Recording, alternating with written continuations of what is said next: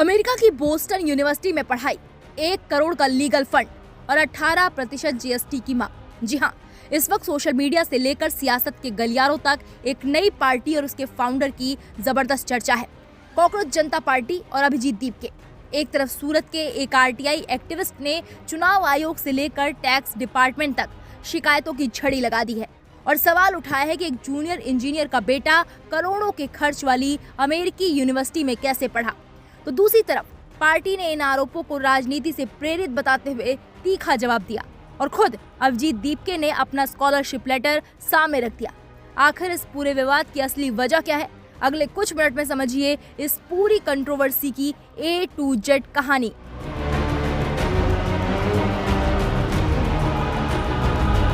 इस पूरी कहानी के केंद्र में है 2 लोग, एक है अभिजीत दीपके और दूसरे हैं सूरत के एक सोशल वर्कर और आरटीआई एक्टिविस्ट अमित तिवारी।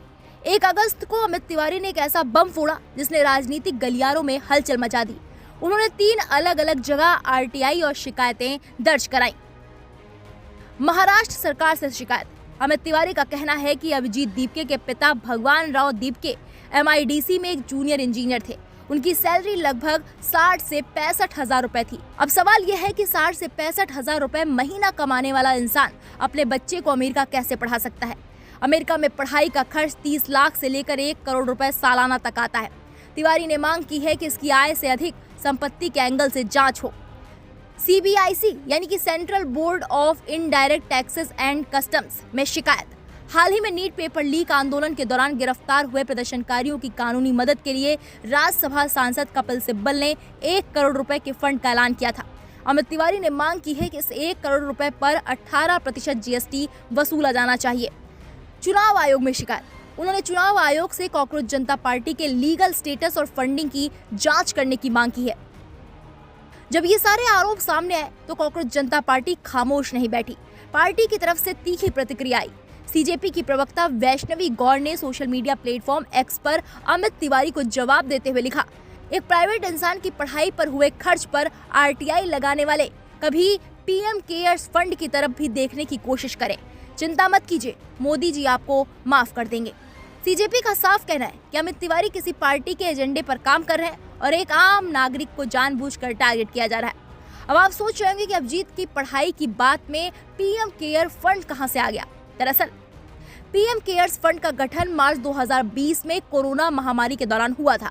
जून 2020 में PMO यानी प्रधानमंत्री कार्यालय ने साफ किया था कि ये फंड RTI एक्ट 2005 के दायरे में नहीं आता, क्योंकि ये लोगों के अपने मर्जी से दिए गए दान से चलता है और इसमें सरकारी बजट का पैसा नहीं होता। अगस्त 2020 में सुप्रीम कोर्ट ने भी इस पर दायर याचिका खारिज कर दी थी और इसे एक अलग चैरिटेबल ट्रस्ट माना था। CJP का तंज इसी बात पर था कि जो चीजें सच में सरकारी या जनता के पैसे से जुड़ी हैं, वहां तो RTI से जवाब नहीं मिलता, लेकिन एक प्राइवेट स्टूडेंट की पढ़ाई के पीछे लोग हाथ धोकर पड़े हैं। इस पूरे बवाल के बाद खुद अभिजीत दीपके मीडिया के सामने आए और उन्होंने अपना पक्ष रखा। उन्होंने कहा कि उन पर लगाए जा रहे सारे आरोप बेबुनियाद हैं। अभिजीत ने बताया कि उनकी अमेरिका की पढ़ाई पिता के पैसों से नहीं हुई, बल्कि उन्हें बोस्टन यूनिवर्सिटी से भारी स्कॉलरशिप मिली थी। सबूत के तौर पर उन्होंने अपना स्कॉलरशिप लेटर भी दिखाया। उन्होंने ये भी बताया कि बाकी के खर्चों के लिए उन्होंने एजुकेशन लोन लिया था, जिसकी किस्तें वो आज भी चुका रहे हैं। जब उनसे पूछा गया कि CJP अपनी राजनीति कैसे चलाएगी, तो उन्होंने कहा कि आगे पार्टी पूरी तरह से क्राउड फंडिंग यानी जनता से मिले छोटे मोटे सहयोग पर चलेगी और एक एक पैसे का हिसाब ट्रांसपेरेंट यानी पारदर्शी रखा जाएगा। नीट विरोध प्रदर्शन के दौरान हुए खर्च पर उन्होंने कहा कि वहां जनता ने खुद मदद की थी। कोई पानी की बोतलें ले आया तो कोई खाना बांट गया। एक तरफ RTI एक्टिविस्ट अमित तिवारी हैं, जिनका मानना है कि MIDC के जूनियर इंजीनियर के बेटे का अमेरिका जाना और पार्टी को कपिल सिब्बल से 1 करोड़ की कानूनी मदद मिलना, इन सब में पैसों का बड़ा हेरफेर है और जांच होनी चाहिए। दूसरी तरफ कॉकरोच जनता पार्टी और अभिजीत दीपके हैं, जिनका कहना है कि ये सब राजनीति से प्रेरित है। पढ़ाई स्कॉलरशिप और लोन से हुई है और विरोधी दल अपनी कमियां छिपाने के लिए एक प्राइवेट इंसान को निशाना बना रहे हैं। अब सवाल ये उठता है, क्या किसी नेता या एक्टिविस्ट के पुराने पर्सनल बैकग्राउंड और एजुकेशन लोन की जांच होनी जायज है? क्या आप भी चाहते हैं कि इस पर जांच हो? इस पूरे मामले पर आपकी क्या राय है? हमें कमेंट सेक्शन में जाकर जरूर बताइएगा। बाकी बड़ी खबरों के लिए आप देखते रहिए